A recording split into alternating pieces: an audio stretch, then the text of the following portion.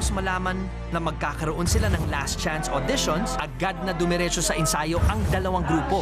Pero ang grupong kakanta ng Quit Playing Games with My Heart, tila nalugmok sa nangyari. Nalaman ko po kanina na wala pong naging kagrupo po sa mga judges po. Siyempre, I felt bad po. Hindi ko alam kung ano yung i-express ko at that time kasi all I was thinking was my mom. I should have known from the start. Wala akong nakikita parang gusto niyong makapasok. Medyo napansin po namin na medyo nanghihina po sa kagrupo si Yuki po. Yuki, parang you don't want this. Parang tamad ka. Gusto ko lang makakita ng konting effort pa. Kaya tayo ginawa as a team, we have to work as a team.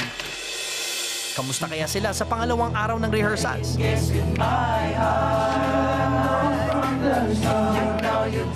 Medyo na-depressed ako. Alam ko naman po na lahat puyat, pero naging stubborn pa rin ako. So, mali ko po talaga.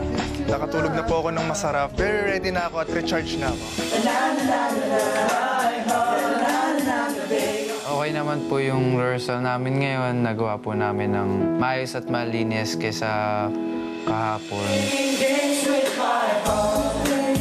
Yung rehearsals namin maganda kasi nakikita namin na yung bawat isa sa amin meron parang thrive na makapasok talaga dun sa last 5 slots. Gagawin ko pa rin yung best ko kasi may binigyan naman po kami ng chance na ipakita pa rin kung sino kami and paano kami mag-perform in front of people. Medyo kinakabahan pero positive pa rin ang nasa mindset ko. Sana magawa po namin ng maayos, tulong-tulong kami.